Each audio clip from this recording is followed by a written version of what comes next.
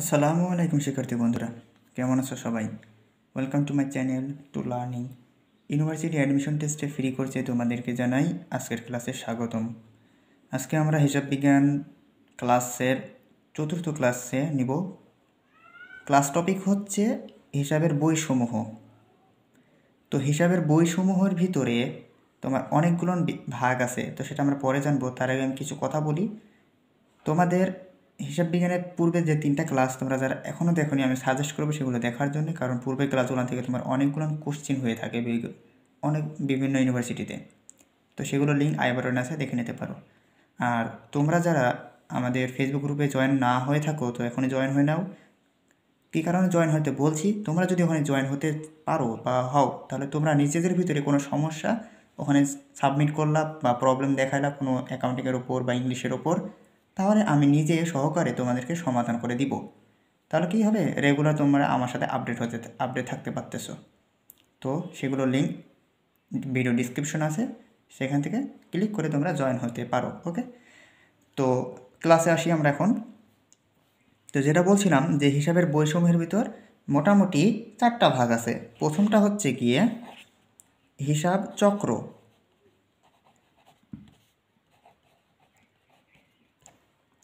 চক্র, দ্বিতীয়ত হচ্ছে খতিয়ান বা আগে জাবেদা দিই, তারপরে খতিয়ান দিব, জাবেদা, কারণ জাবেদা থেকে খতিয়ান তৈরি হয়। তারপরে কি খতিয়ান। 4 নম্বরটা হচ্ছে গিয়ে নগদান বই। এই 4টা ভাগ বা মানে এই 4টা জিনিস এর ভিতরে লুকায় আছে। হিসাবের বইসমূহের ভিতরে এই 4টা ভাগ বিস্তারিত আলোচনা থাকে। তো আমরা এই ভিডিওতে চেষ্টা করব এগুলো সবগুলো কাভার করার। এগুলো বেসিক তোমাকে আগে জানতে হবে কোনটা কি। তো প্রথমে হিসাব চক্রটা নিয়ে আমরা আলোচনা করব।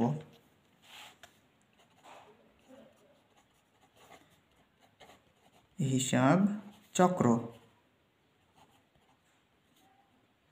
তো হিসাব চক্রের ভিতর আমরা জানি যে একটা সাইকেল আছে, এরকম একটা গোল চিহ্ন দিয়ে অনেক রকমের কি আছে, ভাগ আছে না, তাই না?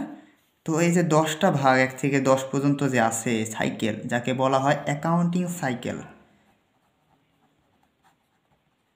অ্যাকাউন্টিং সাইকেল মানে কি, হিসাব চক্র। তো হিসাব চক্রের ভিতরে কি 10টা ধাপ আছে, 10টা ধাপ আছে। তো এই ধাপগুলো তোমাকে অবশ্যই মাথায় রাখতে হবে। যে 10টা ধাপ আছে, প্রথমটা কি যে লেনদেন বিশ্লেষণ, তারপরটা কি আছে যে লেনদেন জাবেদাভুক্তকরণ, তারপরে খতিয়ান স্থানান্তরকরণ, তারপরে সে রেওয়ামেন্ট প্রস্তুতকরণ, সমন্বয় দাখিলা ইত্যাদি। এভাবে করতে করতে লাস্টে কি রেওয়ামেন্ট প্রস্তুতকরণ, তাই না? যে 10টা ধাপ আছে এর মধ্যে তোমাকে যদি বলে যে 5 নম্বর ধাপটার নাম কি, হিসাব চক্রের 5 নম্বর ধাপটার নাম কি, তাহলে তোমাকে অবশ্যই 5 নম্বর ধাপটা জানা থাকলে কিছু তুমি অ্যান্সার করতে পারবা, তাই না? বলে দিতে পারে কোনো একটা ইউনিভার্সিটিতে, হয়তো ঢাকা ইউনিভার্সিটি বলে দিল, অথবা রাজশাহী ইউনিভার্সিটি বললো যে অ্যাকাউন্টিং বা হিসাব চক্রের ভিতরে যে 5 নম্বর ধাপটা আছে সেই 5 নম্বর ধাপটির নাম কি, তখন তোমাকে কি বলতে হবে? অবশ্যই বলতে হবে সেই ধাপটার নাম কি, সমন্বয় দাখিলা, তাই না? এই হলো বিষয়। তো আমি বলবো যে হিসাব চক্রটা ভালোভাবে মাথায় রাখবা। এটা গেল হিসাব চক্রের ধাপ, কিন্তু এই ধাপের ভিতরে আরও কিছু ঐচ্ছিক ধাপ আছে এবং কিছু পরিত্যাজ্য ধাপ নাম আছে, সেগুলো আমি বলে দিই, সেগুলো মাথায় রাখবা। অথবা তোমার কাছে যদি খাতা থাকে অবশ্যই লিখে নাও। হিসাব চক্রের তোমার ঐচ্ছিক ধাপ, তার মানে ঐচ্ছিক ধাপে মানে কি, মানে অপশনাল স্টেপ যেহেতু মানে ধাপ, অপশনাল এটার মানে, তাই না? তো হিসাব চক্রের ঐচ্ছিক ধাপ মোটামুটি 3টা আছে। কয়টা আছে? 3টা। তো সেই 3টার নাম কি? 1 নম্বরটা হচ্ছে কার্য বিবরণী বা কার্যপত্র, কার্য বিবরণী প্রস্তুতকরণ। তারপরে 2 নম্বর ধাপটা কি? এটা হচ্ছে কি বিপরীত দাখিলা দেয়া, রস্যই হতে পারে, বিপরীত দাখিলা। তারপরে 3 নম্বর ধাপটার নাম কি, সেটা হচ্ছে গিয়ে তোমার ভুল সংশোধনী দাখিলা। ভুল সংশোধনী দাখিলা। তাহলে কি বললাম আমরা, যে এই ঐচ্ছিক ধাপ কয়টা, এই যে 3টা ঐচ্ছিক ধাপ 3টা। এখন প্রশ্ন আসতে পারে যে বিপরীত দাখিলা হিসাব চক্রে কোন ধরনের ধাপ, ঐচ্ছিক ধাপ নাকি বাধ্যতামূলক ধাপ নাকি পরিত্যাজ্য ধাপ, এরকমভাবে বলতে পারে, তাই না? তো এই 3টা ঐচ্ছিক ধাপ। তো এর মধ্যেই একটা কি আছে, পরিত্যাজ্য ধাপ আছে। সেই ধাপটার নাম কি সেটা আমরা দেখব এখন। এই যে এটাই হচ্ছে পরিত্যাজ্য ধাপ। পরিত্যাজ্য ত্যাজ্য বানান, হ্যাঁ, ত্যাজ্য ধাপ, পরিত্যাজ্য ধাপ। তাহলে ভুল সংশোধনী দাখিলা একটা পরিত্যাজ্য ধাপ। তাহলে তুমি এখান থেকে 2টা প্রশ্ন পেয়ে গেলা। ঐচ্ছিক ধাপ 3টা, কার্য বিবরণী, বিপরীত দাখিলা, ভুল সংশোধনী দাখিলা। কারণটা কি, এগুলো ঐচ্ছিক, তুমি চাইলেও করতে পারো না চাইলেও করতে পারো। মানে একটা ব্যবসা প্রতিষ্ঠান এগুলো ঐচ্ছিকভাবে চলে, এটা করেও আবার নাও করেও থাকে এরা, ঠিক আছে? তাই এটা ঐচ্ছিক ধাপ নামে অভিহিত করা হয়েছে। আর পরিত্যাজ্য ধাপ, এই যে ভুল সংশোধনী দাখিলাটা বাদই দিয়েছে। মানে পরিত্যাজ্য মানে কি, তোমাকে বলে না যে ত্যাজ্যপুত্র, মানে অনেকে বলে না যে ত্যাজ্যপুত্র করলাম আর কি, তো মানে কি বাতিল করে দেয়। তো জিনিসটা হচ্ছে এরকম যে ভুল সংশোধনী দাখিলা পরিত্যাজ্য ধাপ, একবারে বাতিল করে দিয়েছে হিসাব সমীকরণের যারা হিসাব বিজ্ঞানীরা আছে, তাই না? আচ্ছা, তো এই গেল তোমাদের এই যে হিসাব চক্রের ধাপ। ওকে, তো এখন আমরা দেখব হচ্ছে জাবেদা। কোশ্চিন কিন্তু এরকমভাবে আমি অনেকগুলো বলে দিলাম যে কী টাইপের কোশ্চিন হতে পারে, ঠিক আছে? এখন পরবর্তী আমরা দেখব জাবেদা। তো এখন দেখব জাবেদা, ঠিক আছে? তো এই জাবেদা এটা হচ্ছে ফরাসি শব্দ যার থেকে আসছে।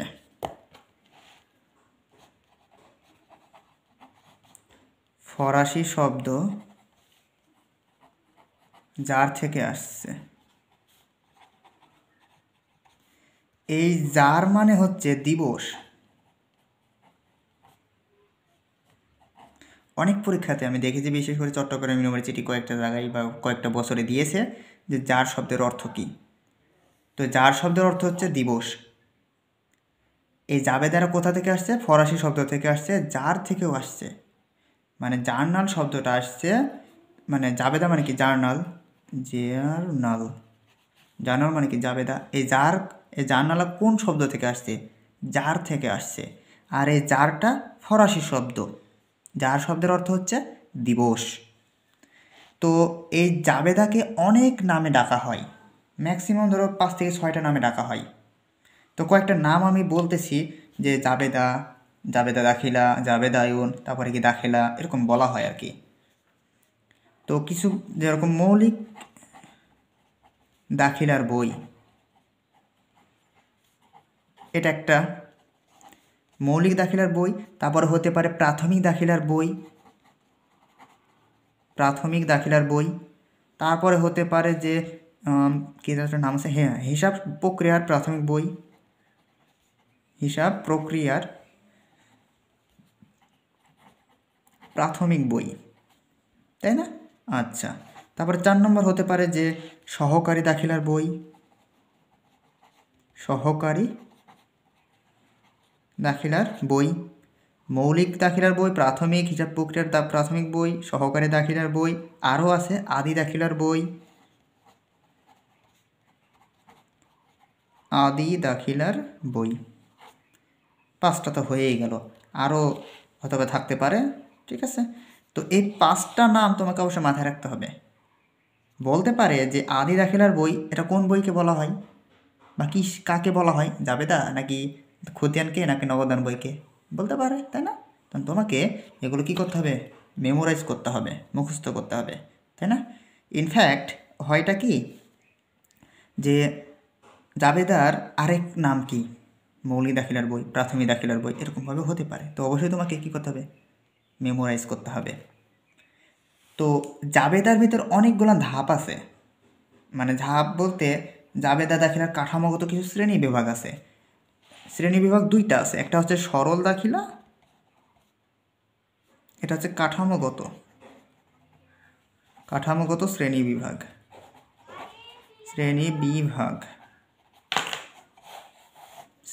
এটা হচ্ছে কি সরল দাখিলা, আরেকটা হচ্ছে মিশ্র দাখিলা।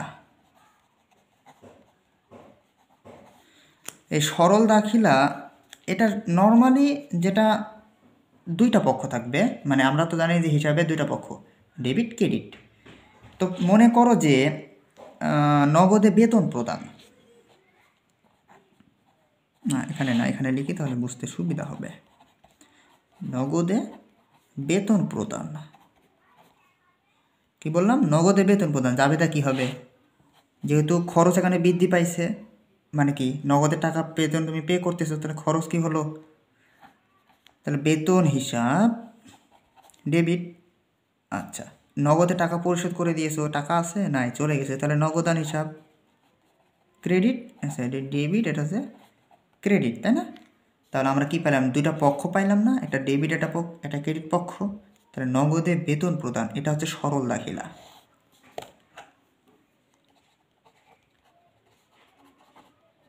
সরল দাখিলা, তাই না? আচ্ছা, এখন আমরা দেখব হচ্ছে মিশ্র দাখিলা। তোমার মিশ্র দাখিলাটা হচ্ছে তিনটা ভাগ থাকবে। কখনো মানে তোমরা অবশ্যই দেখে থাকো, বা একটা ব্যবসা প্রতিষ্ঠান যখন শুরু করে তখন বিভিন্ন জিনিস নিয়ে আসে না? তোমার নগদ টাকা নিয়ে আসতে পারে, তারপরে তোমার হতে পারে যে সম্পত্তি নিয়ে আসতে পারে, কিছু পণ্য নিয়ে আসতে পারে, কিছু ঋণ নিয়ে আসতে পারে। তো মনে করো একটা ব্যবসা প্রতিষ্ঠান কি করলো? আচ্ছা লিখি তাহলে সুবিধা হয়। মালিক নগদ 50,000 টাকা, মালিক নগদ 50,000 টাকা, আসবাবপত্র 40,000 টাকা। নগদ টাকা কত? 50,000, আসবাবপত্র 40,000 টাকা নিয়ে ব্যবসা আরম্ভ করলো। আমার লেখা একটু বুঝতে অসুবিধা হতে পারে, আমার আসলে লেখা একটু অতটা ভালো না, ঠিক আছে? ওকে, তারপর দেখো তো এটা জাবেদা কি হবে? তোমার নগদ টাকা কত, এটাকে নিয়ে আসতে হবে। যেহেতু নগদ টাকা নিয়ে আসতো, তাহলে নগদ ডেবিট, তাহলে নগদান হিসাব ডেবিট 50,000। তারপরে কত? আসবাবপত্র কত আছে? 40,000, তাহলে আসবাবপত্র হিসাব ডেবিট 40,000। এখন এই দুইটা মিলে তোমার এই টাকাটা কে নিয়ে আসছে? মালিক নিয়ে আসছে না? তাহলে মালিকের দাবি বৃদ্ধি পাইলো। তাহলে মালিকের দাবি কখন বৃদ্ধি পায়? যখন সে কিছু টাকা দেয় বা যখন আয় হয়, সেই ক্ষেত্রে মালিকের দাবি বৃদ্ধি পায়। তাহলে মালিকের দাবি বৃদ্ধি পাইলে তার নামটা কি হয়? মালিকানা সত্ত্ব। তাহলে আমরা কি লিখতে পারি? মালিকের মূলধন। শুধুমাত্র মূলধন লিখলেও হবে। মূলধন হিসাব ক্রেডিট। তাহলে দুইটা টাকা মিলে কত হচ্ছে? 50 আর 40, 90,000 টাকা। তাহলে এই দুইটা পক্ষ আর একটা পক্ষ, তিনটা পক্ষ হলো না? এইটার নামই হচ্ছে মিশ্র দাখিলা। আশা করি বুঝতে পারছো। তাহলে বলতে পারে যে কোনটা সরল দাখিলা, কোনটা মিশ্র দাখিলা। আশা করি বুঝতে পারছো। এখন আমরা দেখব তোমার হচ্ছে আদার্স যেগুলো আছে, জাবেদার কিছু শ্রেণী বিভাগ আছে, যেরকমটা হচ্ছে প্রারম্ভিক দাখিলা আছে, তারপরে সংশোধনী দাখিলা আছে, তারপরে তোমার স্থানান্তর দাখিলা আছে, সমাপ্তি দাখিলা আছে, সমন্বয় দাখিলা আছে, জাবেদা দাখিলা আছে। এগুলো আমরা জানবো এখন মোটামুটি আস্তে আস্তে, কারণ একটা ভিডিওতে আমি কভার করব, তাহলে তোমাদের বুঝতে সুবিধা হবে। কারণ যদি এই ভিডিওটা যদি স্টেপ বাই স্টেপ করি, তাহলে হয়তো বা একটু অসুবিধা হতে পারে, বারবার ভিডিও দেখতে হবে। তাই আমি চাচ্ছি যে একটা ভিডিওতে গোটাটা কভার করতে। তো প্রথমে আসি প্রকৃত জাবেদা। জাবেদা দুইটা ভাগ আছে। জাবেদা শ্রেণী বিভাগ, একটা হচ্ছে গিয়ে তোমার প্রকৃত জাবেদা, আরেকটা হচ্ছে বিশেষ জাবেদা। প্রকৃত জাবেদার মধ্যে কি কি আছে? তোমার প্রারম্ভিক জাবেদা আছে, সমাপ্তি জাবেদা আছে, সংশোধনী জাবেদা আছে, সমন্বয় জাবেদা আছে, বিপরীত জাবেদা আছে, মানে বিপরীত দাখিলা আছে। বিশেষ জাবেদার মধ্যে কি কি আছে? তোমার ক্রয় জাবেদা, বিক্রয় জাবেদা, তারপরে নগদ প্রাপ্তি, নগদ প্রদান, ক্রয় ফেরত, বিক্রয় ফেরত, প্রাপ্য বিল, প্রদেয় বিল, এগুলো আছে। তো আমরা এখন দেখব প্রকৃত জাবেদার ভিতর। প্রারম্ভিক জাবেদা তো তুমি জানো যে যেটা ব্যবসার প্রথমের দিকে দেওয়া হয়। প্রারম্ভিক জাবেদা আমি পূর্বে যেটা দিলাম যে মালিক নগদ এত টাকা, সম্পত্তি এত টাকা নিয়ে আসলো, দিয়ে যে জাবেদাটা হলো সেটা তোমার কি প্রারম্ভিক জাবেদা, এটাই, এর বেশি কিছু না। তারপর এখন দেখো সংশোধনী জাবেদারা দেখি। এগুলো বিস্তারিত আলোচনা পরবর্তী অনেক ভিডিওতে আসবে। তো এখন আমি জাস্ট বেসিকটা বলে দিই, তাহলে তোমার মানে বুঝতে সুবিধা হবে, জানলে তো অনেক উপকার হবে। সংশোধনী জাবেদা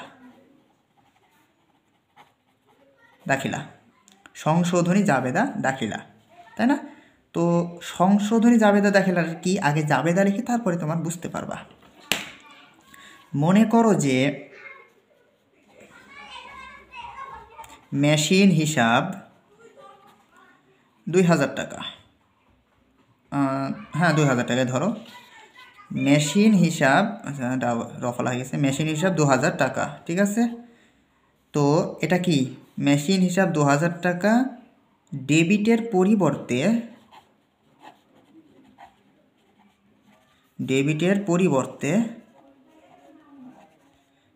পরিবর্তে কি করা হলো? ক্রয় হিসেবে ক্রেডিট করা হলো, ডেবিট করা হলো,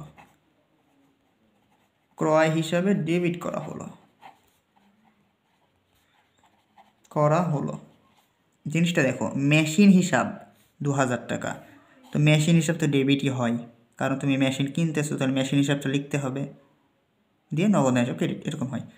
তো তুমি ডেবিট এর পরিবর্তে কি করছো? ক্রয় হিসেবে ডেবিট করছো। তারপর মেশিনটা কি ধরনের ব্যয়? এটা মূলধন জাতীয় ব্যয়, আর ক্রয়টা কি ব্যয়? মুনাফা জাতীয় ব্যয়। তাহলে কি এটা ভুল হলো, তাই না? তো এইটাই এই জাবেদারে কী করতে হবে? সংশোধন করতে হবে, সংশোধনী জাবেদার মাধ্যমে।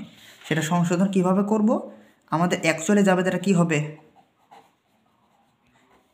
মেশিন হিসাব ডেবিট 2000 টাকা, তাই না?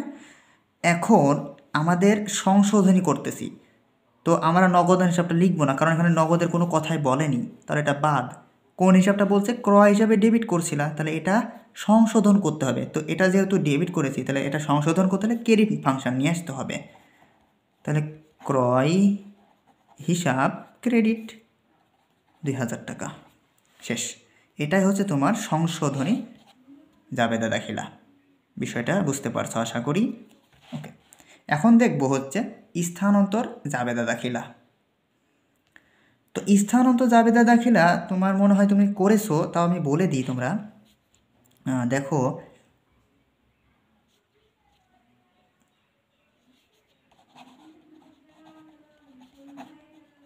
উত্তোলন হিসাবকে মূলধন হিসাবে স্থানান্তর করা হলো 5000 টাকা।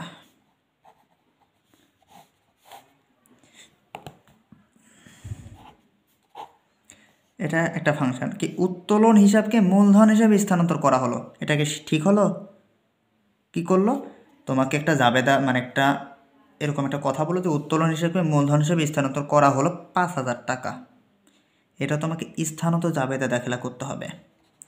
তো স্থানান্তর জাবেদা দাখিলা, তো স্থানান্তর জাবেদা দাখিলা কেমনে করব? তোমার অ্যাকচুয়ালি উত্তোলন হিসাবকে মূলধন হিসাবে করেছো। আমরা নর্মালি কি করি? উত্তোলন হিসাব ডেবিট, নগদান হিসাব করি, তাই না? কি করি নর্মালি? উত্তোলন হিসাব ডেবিট আর কি নগদান হিসাব ক্রেডিট, এটা তো নর্মালি আমরা করি। কিন্তু এখানে কি হয়েছে? এই উত্তোলনটাকে মূলধনে রূপান্তর করে দিয়েছে। তাহলে মূলধন হিসাব ডেবিট আর উত্তোলন হিসাব ক্রেডিট। টাকার পরিমাণ কত? 5000, এটুকুই। যেহেতু স্থানান্তর করতে বলছে কি উত্তোলনকে মূলধনে স্থানান্তর করতে হবে, তাহলে উত্তোলন আমার কি থাকে, ডেবিট ছিল নর্মালি, যা জন্মই কি ডেবিট। তো এটাকে কি করছি, মূলধনে স্থানান্তর করে দিয়েছি। তার মূলধন কী ছিল, ক্রেডিট ছিল। তাহলে উত্তোলনের জায়গায় যদি আমি নিয়ে আসি তাহলে মূলধন কী হয়ে যাবে, ডেবিট হয়ে যাবে, আর উত্তোলন মূলধনের জায়গাতে বসে যাবে। দ্যাটস ইট, এটুকুই, আর কিছু না। তো এটা হচ্ছে তোমার স্থানান্তর জাবেদা দাখিলা। এখন আমরা দেখব সমাপ্তি জাবেদা দাখিলা। তো সমাপ্তি জাবেদা দাখিলাটা এরকম হয় যে চূড়ান্ত হিসাব প্রণয়ের জন্য যেসব জাবেদা দেওয়া হয় বা হিসাবের সমাপ্তি, হিসাবের যখন সমাপ্তি টেনে নিট লাভ বা নিট ক্ষতি নির্ণয় করা হয় তখন যে জাবেদা দেওয়া হয় ওটা হচ্ছে সমাপনী জাবেদা দাখিলা। ঠিক আছে, এখন আমরা দেখব সমন্বয় জাবেদা দাখিলা।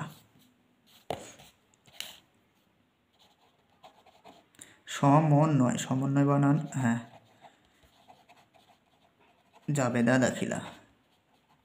সমন্বয় জাবেদা দাখিলা, একটা জাবেদা দিই তাহলে বুঝতে পারবা। মনে করো যে বকেয়া ভাড়া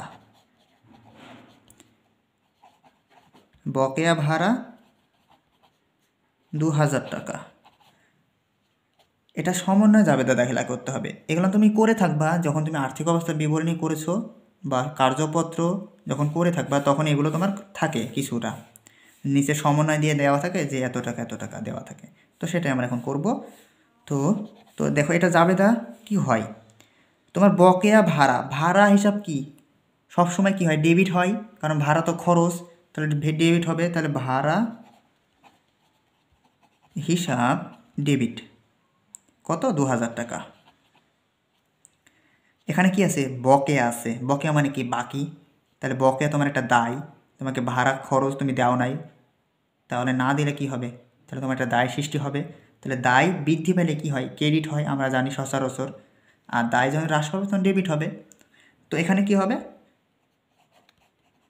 প্রদেয় ভাড়া হিসাব ক্রেডিট 2000 টাকা, ভাড়া হিসাব ডেবিট 2000 টাকা, প্রদেয় ভাড়া হিসাব ক্রেডিট 2000 টাকা। যখন তুমি এই টাকাটা পরিশোধ করবা তখন কি হবে, প্রদেয় ভাড়া হিসাব ডেবিট, নগদান হিসাব ক্রেডিট, শেষ। যখন ভাড়াটা তুমি পরিশোধ করবা সেক্ষেত্রে, যখন ভাড়া পরিশোধ করছো না বাকি রয়ে গেছে, তাহলে তোমার হচ্ছে ভাড়া হিসাব ডেবিট, প্রদেয় হিসাব ক্রেডিট। দ্যাটস ইট, এখানেই বিষয়টা। এখন আমরা দেখব বিপরীত দাখিলা। তো বিপরীত দাখিলাটা এটা হয় না, মানে কেউ আসলে দেয় না, আমি জাস্ট বলে দিই পরীক্ষাতে যদি চলেও আসে কিছু।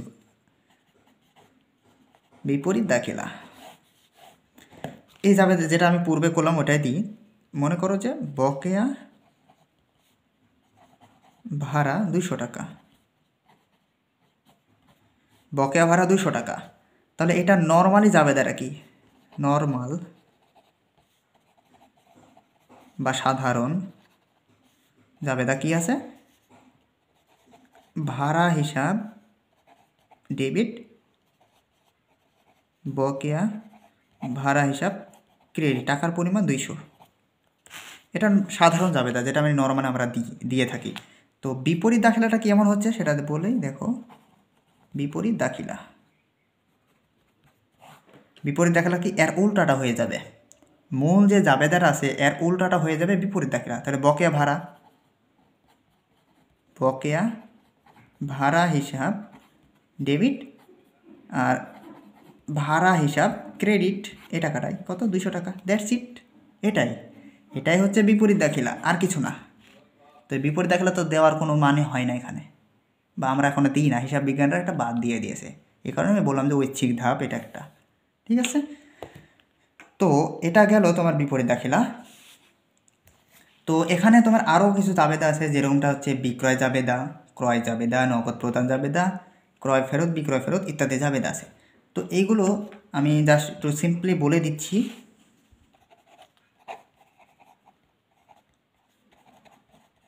বিক্রয় জাবেদা আছে, এটার সাথে ক্রয় জাবেদা একসাথে করে দিই, ক্রয় জাবেদা। তারপরে তোমার আছে গিয়ে নগদ প্রাপ্তি আছে, নগদ প্রাপ্তি জাবেদা, আরটা কি নগদ প্রদান জাবেদা। বিক্রয় জাবেদা, ক্রয় জাবেদা, নগদ প্রাপ্তি জাবেদা, নগদ প্রদান জাবেদা। তারপরে তোমার আছে গিয়ে ক্রয় ফেরত, ক্রয় ফেরত আছে। তারপরে কি আছে ক্রয় ফেরত, হ্যাঁ বিক্রয় ফেরত। আমার লেখা কিন্তু আসলে বলছি খারাপ, তোমরা একটু কম্প্রোমাইজ করে নিও। ক্রয় ফেরত, ক্রয়, তারপর আছে প্রাপ্য বিল, তারপর আছে প্রদেয় বিল। এই 2, 4, 8টা, এই 8টা প্রকার হচ্ছে তোমার বিশেষ জাবেদা। এগুলো হচ্ছে বিশেষ জাবেদা, ঠিক আছে? আশা করি বুঝতে পারছো। বিশেষ জাবেদা মোট 8 প্রকার আছে, যেটা আমি এইমাত্র বললাম। বিক্রয় জাবেদা, বিক্রয় জাবেদাটা কি? সকল প্রকার ধারে পণ্য বিক্রয় সংক্রান্ত, শুধুমাত্র বিক্রয়, এর ভিতরে এগুলো কিচ্ছু আসবে না, এর মধ্যে কিচ্ছু এগুলো আসবে না, জাস্ট বিক্রয়ের ভিতর ধারে বিক্রয়, যেগুলো ধারে বিক্রয় সংক্রান্ত তুমি করছো সবই এই বিক্রয় জাবেদার ভিতর অন্তর্ভুক্ত হবে। নগদের ভিতর কিচ্ছু আসবে না। তুমি যদি নগদেও বিক্রয় করো তাও এর ভিতরে আসবে না, ওইটা যাবে সাধারণ জাবেদার ভিতর চলে যাবে। যখনই তোমাকে বলবে যে বিক্রয় জাবেদার ভিতর সকল লেনদেন অন্তর্ভুক্ত করো, তাহলে কি হবে? সকল ধারে বিক্রয় সংক্রান্ত লেনদেন এর ভিতরে হবে। ওকে, বুঝতে পারছো আশা করি।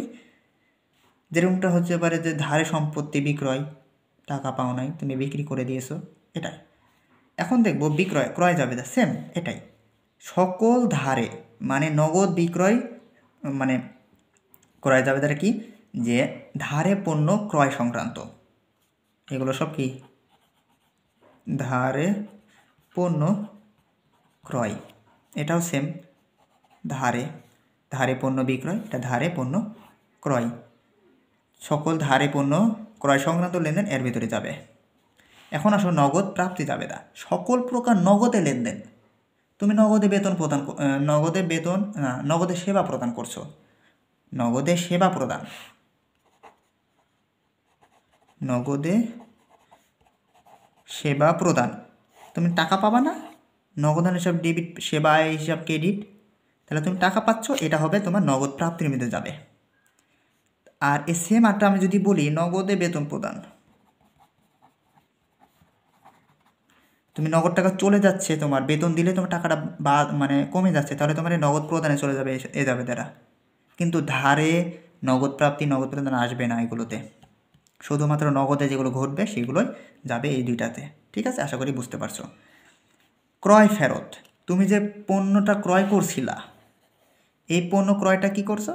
কোনো কারণবশত তোমার কাছে আবার মানে ফেরত দিয়ে দিচ্ছ, তাই না? তুমি একটা পণ্য ক্রয় করছো, ফেরত দিয়ে দিলা, সেই ক্ষেত্রে এটা আসবে এই জাবেদায়। সেম এটাও বিক্রয় ফেরত, তুমি একটা জিনিস বিক্রি করছো, বিক্রয় ফেরত চলে আসছে, এই জাবেদায় অন্তর্ভুক্ত হবে। প্রাপ্য বিল, প্রাপ্য বিলটা হচ্ছে দেনাদার কর্তৃক স্বীকৃত, দেনাদার কর্তৃক স্বীকৃত প্রাপ্য বিল সমূহ যে জাবেদা লিপিবদ্ধ হয় সেগুলো প্রাপ্য বিল বলে। তো প্রাপ্য বিল প্রত্যাখ্যাত সংক্রান্ত লেনদেন প্রাপ্য বিল জাবেদা লিপিবদ্ধ হয় না। সাপোজ তুমি একটা পণ্য বিক্রি করছো, তো বললো যে ভাই আমি তোমাকে টাকা পরে দিব, তাহলে তোমার একটা প্রাপ্য সৃষ্টি হচ্ছে। তো ওই ভাই থেকে তুমি একটা কী করলা, বিল তৈরি করে নিলে যে ভাই তুমি যে টাকাটা দেবে এটা কবে দেবে একটু বলো, তাহলে তোমাকে একটা বিল তৈরি করে দিচ্ছে, যেটার নাম কি? প্রাপ্য বিল। এই বিলটা কি? প্রত্যাখ্যাত, বিলটা প্রত্যাখ্যাত সংক্রান্ত লেনদেন প্রাপ্য বিল জাবেদা লিপিবদ্ধ হয় না। সাপোজ বিলটা প্রত্যাখ্যাত হয়ে গেলো, তখন এটা আসবে না এর ভিতরে, যেটা বিল হবে তখনই এই জাবেদার ভিতরে অন্তর্ভুক্ত হবে, আদারওয়াইজ হবে না। সেম এইটাও ফাংশন ওইটাই, যে তুমি একটা পাওনাদার, তুমি একটা কারো কাছে পণ্য ক্রয় করছিলা, তুমি ওকে তুমি ওকে বিল দিলা যে ভাই এই বিলটা দিন, আমি এত তারিখে টাকাটা পে করব, সেই ক্ষেত্রে ওই জাবেদার অন্তর্ভুক্ত হবে।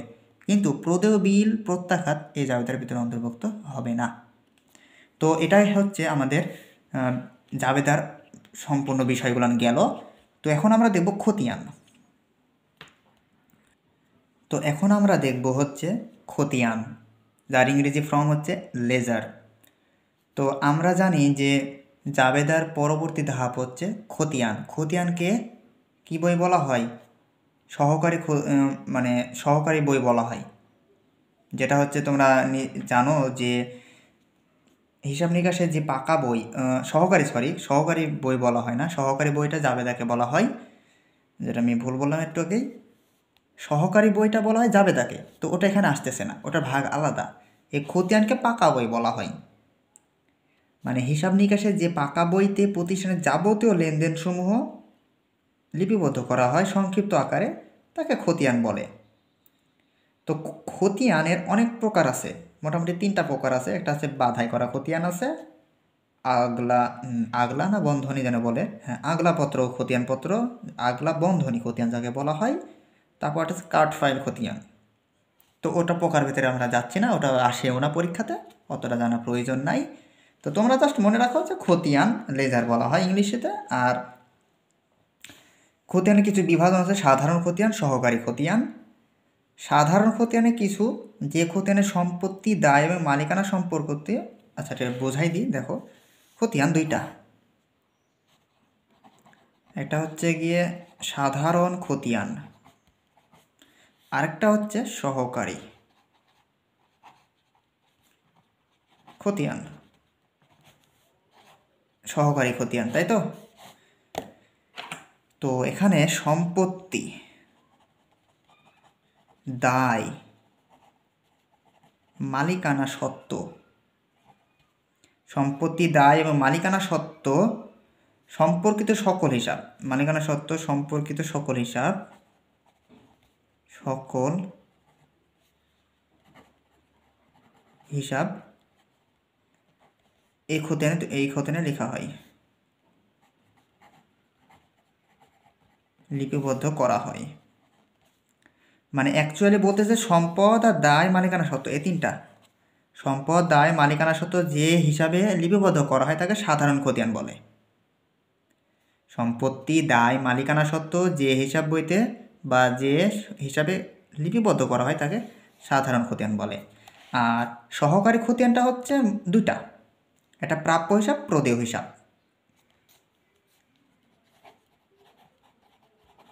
প্রাপ্য হিসাব আর হচ্ছে কি প্রদেয় হিসাব।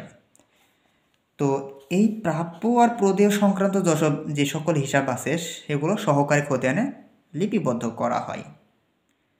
তো খতিয়ান হিসেবে জের টানার ক্ষেত্রে কিছু সংক্ষিপ্ত প্রশ্ন আছে, তোমরা হয়তো বা দেখে থাকবা যে বিডি আরটা কি আছে সিডি, এরকম লিখো না? খতিয়ান যখন তৈরি করো তখন কি করো, বিডি অথবা সিডি লিখতে হয়।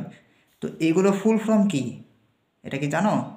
তো এগুলো তোমাকে জানতে হবে, কারণ পরীক্ষায় বলতে পারে যে বিডি ফুল ফর্ম কি। তো আমি কিছু বিডি সিডির ফুল ফর্ম লিখে দিচ্ছি, তোমরা চাইলে লিখতে পারো। বিডি 2 নম্বরটা হচ্ছে, আরেকটা আছে বি এবং ও আছে। 3 নম্বর দিব কি হচ্ছে বি আর সি দিয়ে দিই। বিসি, বিসি তো হয় না, বিডি মানে এটা লিখে দিই তাহলে আমার বি আর ও কি যেন, ব্রড ডাউন, বিডি মানে ব্রড ডাউন, আর বিও মানে ব্রড ওভার,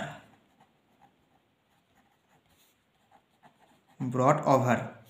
তারপর আছে বিএফ,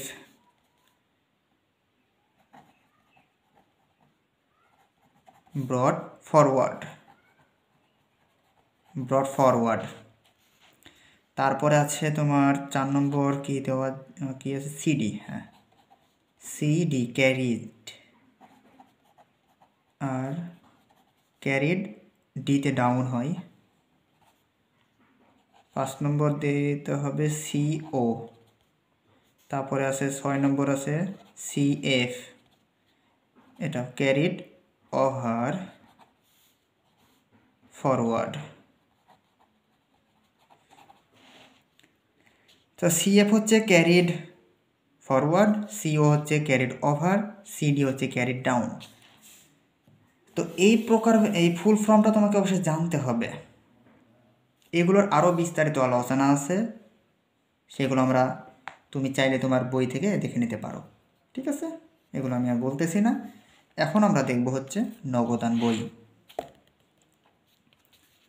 আচ্ছা এগুলোর বিষয়ে, আচ্ছা এগুলো সমস্যা নেই, অতটাও গুরুত্বপূর্ণ না। যেটা আমি গুরুত্বপূর্ণ সেটা আমি লিখে দিয়েছি তোমায়।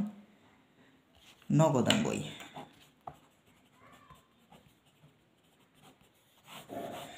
তো নগদান বই এবং জাবেদাইন খতিয়ান বলা হয় নগদান বইকে।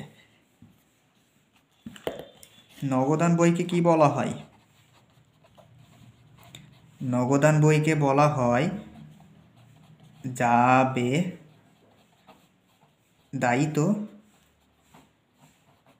খতিয়ান বলে। নগদান বইকে জাবেদায়িত খতিয়ান বলে।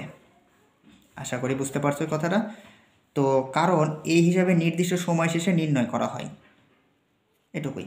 তো নগদান বইয়ের তো অনেক কটা প্রকারভেদ আছে, মোটামুটি 4টা প্রকার আছে, তাই না? 1 ঘরা, 2 ঘরা, 3 ঘরা, আর এটা কি খুচরা নগদান বই। তো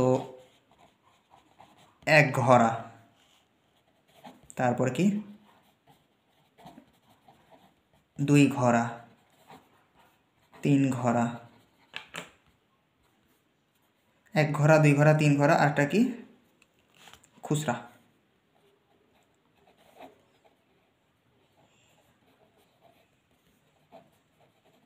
নগদান বই। তো 1 ঘরা মানে খুবই রেয়ার প্রশ্ন হয় আর কি, খুবই কম। এই 2 ঘরা, 3 ঘরা, 4 এই খুচরা ভিতরেই বেশি প্রশ্ন হয়। তো 1 ঘরার ভিতরে কি কি কি থাকে? শুধুমাত্র নগদ অর্থের আদান প্রদান, শুধু নগদ,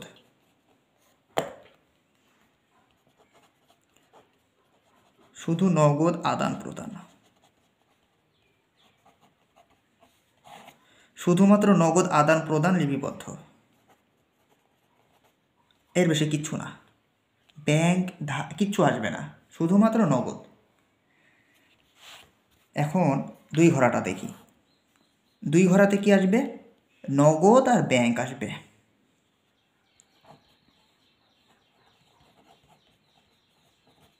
নগদ আর ব্যাংক এই দুইটাই আসে। তো আরেকটা বিষয় এখানে বলি, এই ব্যাংকের কিন্তু ব্যাংক জমাতিরিক্ত মানে ব্যাংক ড্রাফট নামে একটা শব্দ তোমরা শুনে থাকবা। ব্যাংক জমাতিরিক্ত মানে তোমার ব্যাংকে ছিল 10 টাকা, তুমি নিয়ে আসো 15 টাকা, তাহলে তুমি ব্যাংক জমাতিরিক্ত হয়ে গেছো। এটাই ব্যাংক ওভারড্রাফট যেটা বলে। তো এটাই এর ভিতরেই আলোচনা আছে বা এর ভিতরে লিখতে হয়। তো নগদ আর ব্যাংক যে লেনদেনে করা হয় সেটাকে 2 ঘরের ভিতরে আলোচনা হয় বা 2 ঘরে লিখতে হয়। 3 ঘরের ভিতরে কি কি আছে? নগদ আছে, ব্যাংক আছে, একটা বাট্টা। ওকে, এই বাট্টা তোমার প্রদত্ত বাট্টা হতে পারে, প্রাপ্ত বাট্টাও হতে পারে। প্রদত্ত বাট্টা আরটা কি প্রাপ্ত বাট্টা, এটা আলোচনা আছে। তো বাট্টাটা আমরা আলোচনা করব, সমস্যা নাই। এখন দেখো খুচরা নগদান বই। তো খুচরার ভিতর 2টা ভাগ আছে আবার, সাধারণ খুচরা, একটা অগ্রদত্ত নিয়মে খুচরা।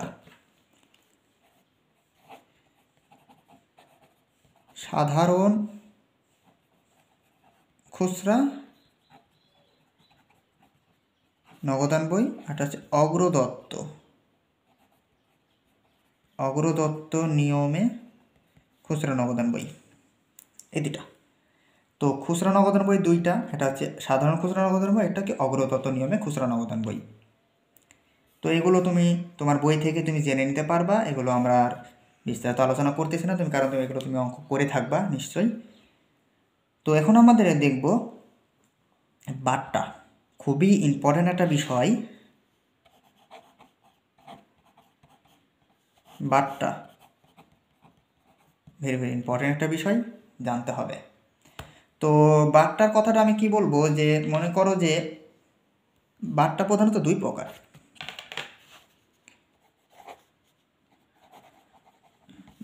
একটা কি কারবারি বাট্টা, কারবারি বাট্টা। 2 নম্বরটা কি কি যেন বলে, প্রদত্ত বাট্টা, ও নগদ বাট্টা, ভুলেও যাচ্ছি, নগদ বাট্টা। কারবারি বাট্টা আবার 2 প্রকার।